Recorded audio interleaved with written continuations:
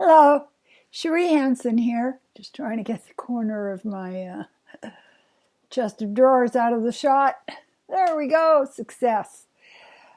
Today, it's kind of a this and that, going through the things that I have gone after to learn. The way I learn is kind of like flying over a field or the ocean. And I see something, I learn it, I incorporate that into my belief systems, but I will go back and get more than the surface of the message. I will do some actual digging down to find out more, to understand more, because we have very little information about how the brain works. Only a few people are studying it in a systematic, scientific manner. And because of that, we are prey to the ego. You know, the ego is just looking to feed on our anxieties and our blindnesses and our bad choices and all of our fear of what if I do something, is it going to hurt me? And when you get to a place where you are really curious to know exactly how the brain works, it helps to calm yourself down. I find the more information I get, the less anxious I get. A couple of things came up this week. I had my first experience of learning about Sasha, who was the chemist who created the psychedelics, and he studied them to see what the effect was on the brain. He and his cohorts were able to come up with things that interacted with the brain in such a way as soldiers were able to get over post-traumatic stress syndrome with just one session with a follow-up with a gifted counselor. People who had been through disastrous situations were able to actually go beyond that state of trauma and woundedness with one session. And I found it fascinating. And of course, the way I do things, every name that was mentioned in the video, I went online and did research into and read what they had done as a scientist and what information they had come up with. And so what we come to see is that in terms of really understanding what's going on in the brain, we're very, very primitive. We're very primitive. What we're relying on so much is what is common knowledge. In other words, it's not expertise, it's not a 35-year study, it's not putting brains in an MRI and actually looking at what's going on.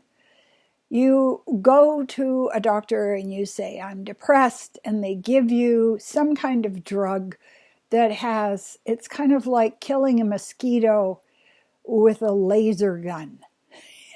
It's just, yes, we'll get rid of your depression and most of your other ability to be human and have reactions.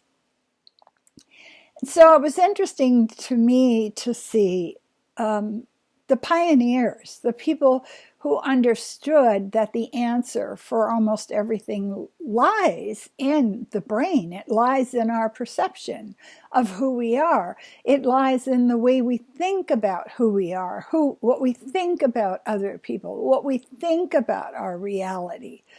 And so much of that comes from the trauma formation that has happened in our DNA through our ancestors. The other thing that I found really fascinating today was I follow Andrew Huberman, and who doesn't? I mean, the guy really is on it. And came up with the understanding of the part of the brain, which is the anterior cingulate, and it's the part of the brain that connects the prefrontal lobes to the emotional center. And it's also the part of the brain that we can build. Now, this is something it's really interesting. Like, you want muscles? Build them. You want intelligence? Build it. You want stamina? Build it. And the studies they've found are that people who do things they don't really want to do, in other words, they push into the bog. They're up to the knees in the bog. I don't feel like doing this, but they do it anyway. And these people that have self-discipline, let's say in simple things like dieting, drink choices, healthful actions with, your sleep, with the amount of exercise you get, all of that. It isn't you just wake up one day and you want to do it. No, you're going to resist it because you don't have a habit for it. But these people that push through, they found that their ability to take positive action in the face of resistance builds, just like a muscle. And the more these people push into something they don't really feel like doing, the more they're capable of getting dopamine hits in their daily life. Now that's fantastic. Am I happy? Yes, I am, because last night I was tired and I went for a walk and I got 10,000 steps.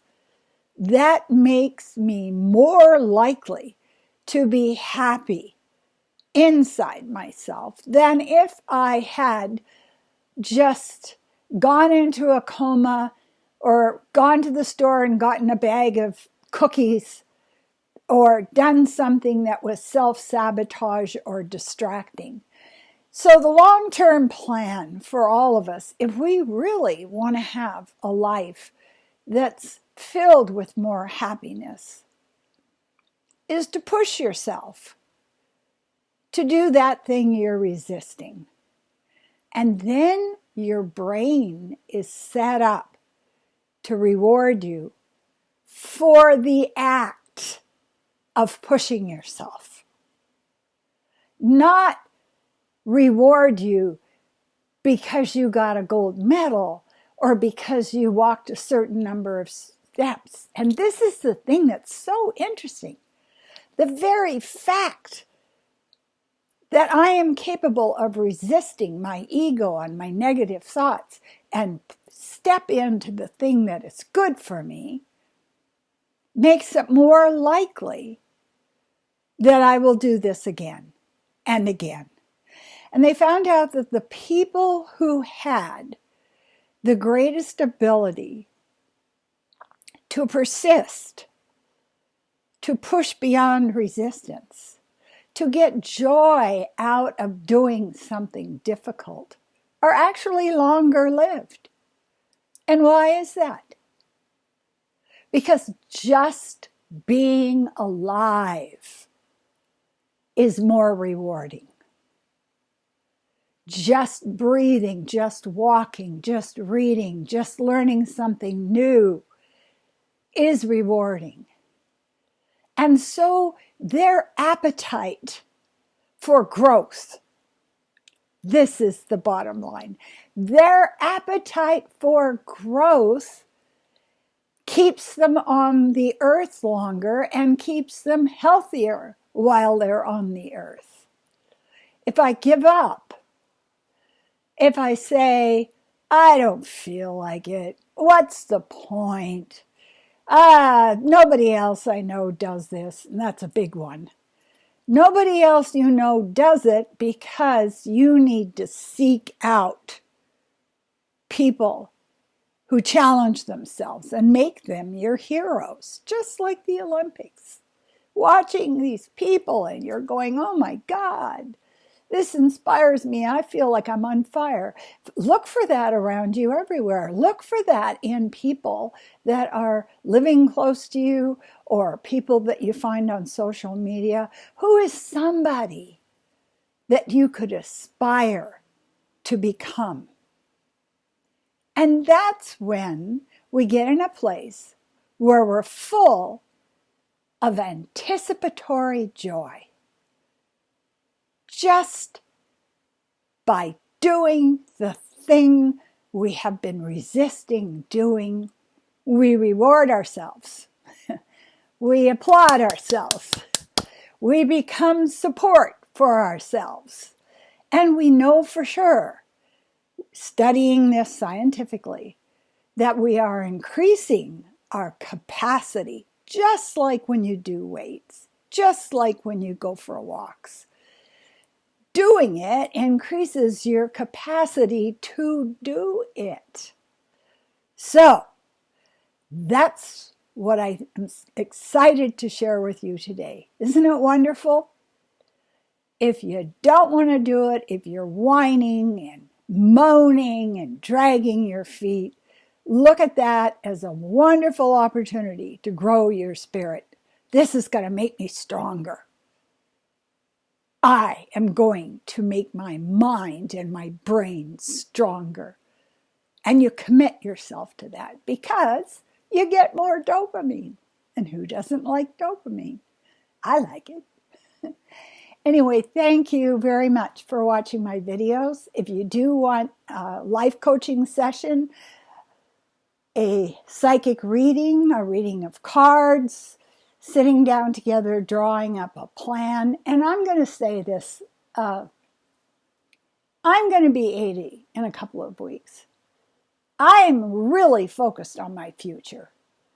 I certainly hope you as a 40 or a 50 or a 60-year-old are not sitting in the boat without any paddles, just hoping it'll take you someplace. Have a plan. Figure out who you're becoming. Learn how to do that. And you're going to get just flowing dopamine coming in. Thank you for everyone that watches my videos, for everyone that subscribes, and for everyone that leaves nice messages. I appreciate you.